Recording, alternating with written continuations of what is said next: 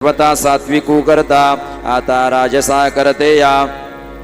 ओळखण हे धनंजया जे अभिलाषा जगाची या वसवटा दो रागी कर्म फल प्रेम सुर लुब्धो हिंसात्मको शुचिः हर्ष शोकान्वित करता राजस परिकीर्तितः